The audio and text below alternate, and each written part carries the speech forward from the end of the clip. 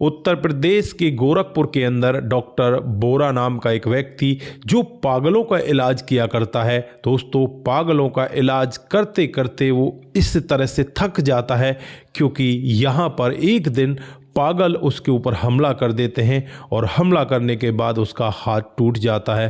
दोस्तों, वो अपने इस क्लिनिक को बंद कर देता है और फिर यहाँ पर सामने एक गार्ड को बिठा देता है, जो भी यहाँ पर व्यक्ति आए उसे साफ मना कर दे कि अब डॉक्टर बोरा किसी को नहीं देखते। दोस्तों, एक दिन का वाकया होता है। एक 14 साल की छोटी सी उम्र की बहुत सुंदर लड़की अपनी माँ को इनके वहाँ लेकर आती है और वो सिक्योरिटी गार्ड से इस तरह से लड़ रही थी कि मेरी माँ का इलाज करना बहुत ज़रूरी है, डॉक्टर को बोलो कि मेरी माँ का इलाज कर दे। तभी डॉक्टर बाहर से आते हैं और उस महिला को देखकर इस तरह से प्रभावित हो जाते हैं कि उस 14 साल की माँ के साथ वो शादी कर लेते हैं। दोस्तों, जब आसपास के लोग यहाँ पर ये पूरा वाकया सुनते हैं तो वो लोग कहने लगते हैं कि पागलों का डॉक्टर पागलों का इलाज करते करते खुद पागल हो गया, भला इसके लिए लड़कियों की कमी थी क्या, शादी कर ली। दोस्तों, क्या था पूरा मामला? अगर आप लोग भी पूरे मामले को डिटेल से जानना चाहते हैं तो वीडियो को जरा सा भी स्किप ना करें, लास्ट तक वीडियो को जरूर देखिएगा।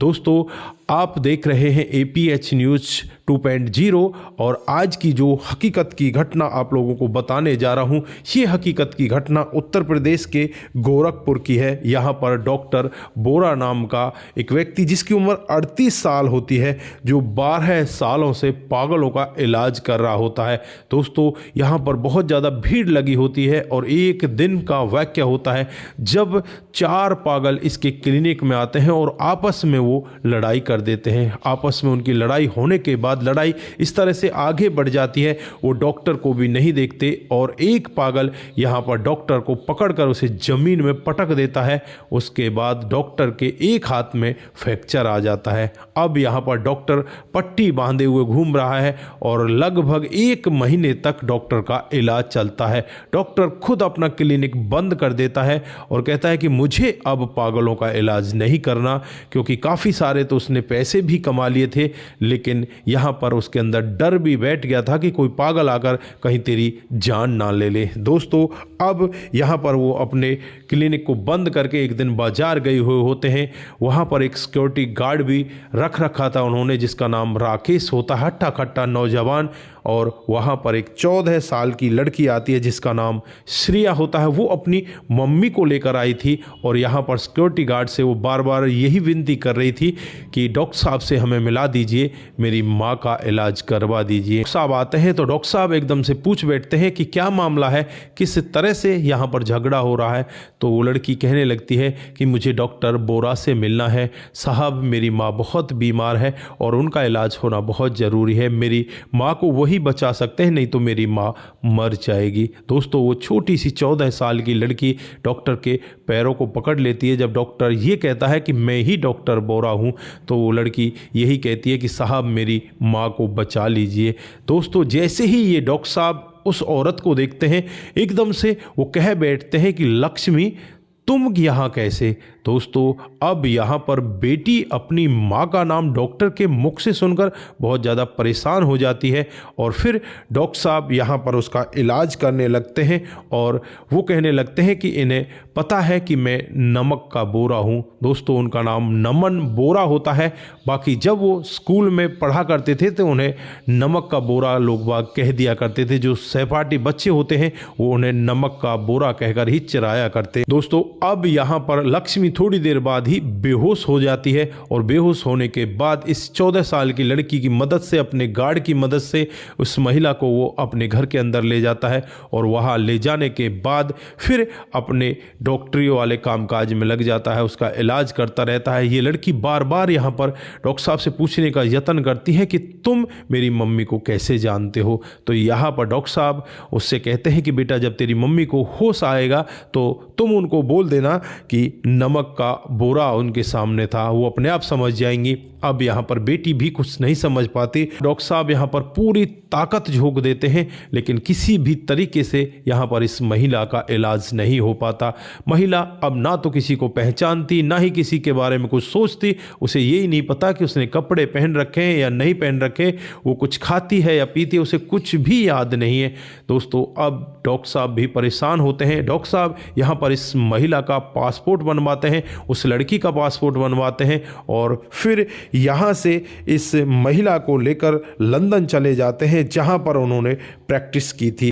दोस्तों, अब ये तीनों के तीनों लोग लंदन में पहुँच जाते हैं और वहाँ पर लगभग 1 से 1.5 महीने तक इस महिला का इलाज चलता है। लेकिन यहाँ पर भी वो 14 साल की लड़की श्रिया बार बार डॉक्टर साहब से यही पूछा करती कि आप हमारे लिए इतना क्यों कर रहे हो, आप मेरी माँ को कैसे जानते हो। लेकिन यहाँ पर डॉक्टर साहब कहते हैं कि समय आने पर सब कुछ बता दिया जाएगा। फिर एक दिन का वाकया होता है जब यहाँ पर लक्ष्मी की जो हालत है उसमें कुछ सुधार होने लगता है और एक दिन इतना ज़्यादा सुधार हो जाता है कि वो ये कहने लगती है कि क्या टाइम हुआ है, अभी दिन निकला है या रात हो गई। इस तरह से वो बातें करने लगती है।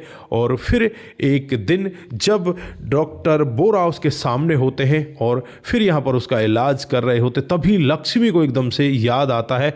तो वो एकदम से कह उठती है कि नमक का बोरा यहाँ पर क्या कर रहा है। दोस्तों, अब डॉक्टर साहब बहुत ज़्यादा खुश होते हैं और फिर यहाँ पर कहने लगते हैं कि लक्ष्मी, तुम्हें अपनी याददाश्त वापस आ गई ना। तो यहाँ पर लक्ष्मी भी कहती है कि हाँ, मुझे याददाश्त वापस आ गई, मेरी बेटी कहाँ है, मेरा पति कहाँ है और मैं यहाँ कहाँ आ गई हूँ। तो यहाँ पर डॉक्टर साहब उसे पूरा वाकया बताते हैं। दोस्तों, अब यहाँ पर जो बेटी के ज़हन में सवाल थे वो आपके ज़हन में भी सवाल होंगे कि इन दोनों का क्या रिश्ता था, डॉक्टर साहब इसे कैसे जानते थे। तो मामला होता है साल 2005 का, जब नमन बोरा इस लड़की लक्ष्मी के साथ एक स्कूल में +2 की पढ़ाई कर रहे थे और वहाँ पर ये दोनों एक दूसरे के बहुत ज़्यादा गहरे दोस्त होते हैं। दोनों एक दूसरे के साथ प्यार करने लगते हैं, लेकिन दोनों की जाति अलग होने के कारण जो घर वाले होते हैं इनका रिश्ता नहीं होने देते, इनकी शादी नहीं होने देते। और फिर साल 2008 में लक्ष्मी की शादी योगेश नाम के एक लड़के के साथ हो जाती है। जो नमन बोरा है वो वहाँ से दिल्ली चले आते हैं और दिल्ली में अपनी पढ़ाई करने लगते हैं। उसके बाद डॉक्टरी के कोर्स के लिए वो लंदन भी आते हैं, वहाँ पर पढ़ाई करते हैं। लेकिन यहाँ पर जैसे ही लक्ष्मी की शादी होती है, जो उसका पति होता है योगेश, वो थोड़ा सा अय्याश टाइप का होता है। उसके पापा का बिजनेस होता है, उस पापा के बिजनेस के सारे पैसों को वो खर्च कर देता है और उसके बाद यहाँ पर उसको अब पैसों के बिल्कुल बहुत ज़्यादा ज़रूरत पड़ने लगती है। तो जो पत्नी होती है लक्ष्मी, वो नौकरी करने लगती है। नौकरी करते करते उसके ऊपर इतना ज़्यादा प्रेशर दिया जाता है, वो मानसिक रोगी हो जाती है। धीरे धीरे करके वो सब कुछ भूलने लगती है। फिर एक दिन का वाकया आता है, वो इतना कुछ भूल चुकी थी कि उसे ये तक पता नहीं था कि ये उसकी बेटी है, ये उसकी माँ है या ये इसका पति है। दोस्तों, अब पति बहुत ज़्यादा परेशान होता है, परेशान होकर अपनी पत्नी को मारने लगता, पीटने लगता है कि तू बकवास करती है, तू ड्रामा करती है, तू किसी को कुछ नहीं भूली।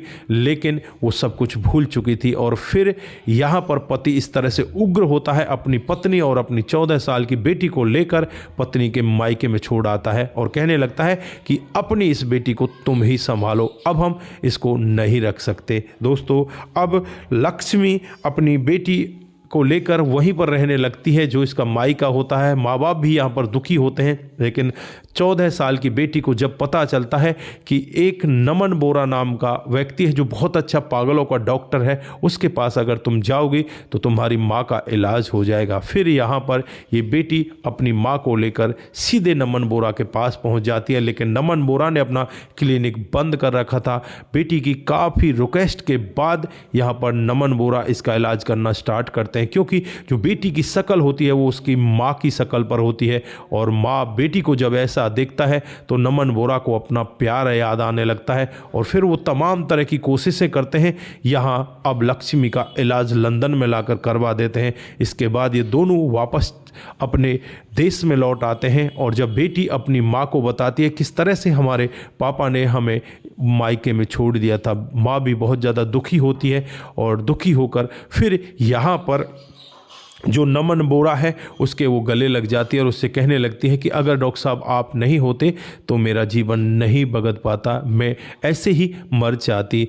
अब यहाँ पर वो नमन बोरा के इतने करीब आ जाती है, वो उससे पूछने लगती है कि तुम्हारा जीवन कैसा चल रहा है, तुम्हारी भी तो कोई पत्नी होगी। लेकिन नमन बोरा भी यहाँ पर अपनी आंखें नम कर लेता है और कहने लगता है कि मेरी पत्नी थी लेकिन अब कोई नहीं है। साल 2018 में मेरी शादी अन्विता नाम की एक डॉक्टर के साथ में होती है और फिर कुछ दिन के बाद ही हमारी अनबन हो जाती है, क्योंकि उसका विचार अलग होता है, मेरे विचार अलग होते हैं, हमारे दोनों के विचार नहीं मिल पाते, दोनों हम अलग अलग हो जाते हैं और फिर उस दिन के बाद से मैं अकेला ही रह रहा हूँ। दोस्तों अब यहाँ पर जो लक्ष्मी होती है उसे इस नमन के प्रति थोड़ा सा प्यार आने लगता है, नमन को भी यहाँ पर इसके प्रति प्यार आने लगता है और साल 2024 में जो नमन बोरा है वो इस लक्ष्मी से मंदिर में शादी कर लेता है। इसकी 14 साल की बेटी होती है। जो मैंने शुरुआत में बताया था वही लोग बाग यहाँ पर कहने लगते हैं कि यार ये पागलों का डॉक्टर पागलों का इलाज करते करते खुद पागल हो चुका है, शादी कर रहा। जो इसकी 14 साल की बेटी है इसको क्या ज़रूरत है, इसके पास तो धन दौलत की कोई कमी नहीं है, इसके पास तो हर तरह की मौज है, फिर भला इसे इस औरत से शादी करने की क्या पड़ी थी, ये तो किसी के साथ भी शादी कर सकता था। दोस्तों आप यहाँ पर क्या कहना चाहते हैं, क्या नमन बोरा ने यहाँ पर इस लक्ष्मी से शादी करके उचित किया या अनुचित किया? आपकी जो भी राय है एक बार कमेंट बॉक्स में ज़रूर दीजिएगा। दोस्तों आज के लिए बस इतना ही, फिर मिलते हैं किसी नए मोड के साथ। तब तक के लिए आप अपना ख्याल रखें, परिवार का ख्याल रखें, सतर्क रहें, सावधान रहें, रिश्तों की अहमियत को ज़रूर समझें। दोस्तों नमस्कार, जय हिंद, जय भारत।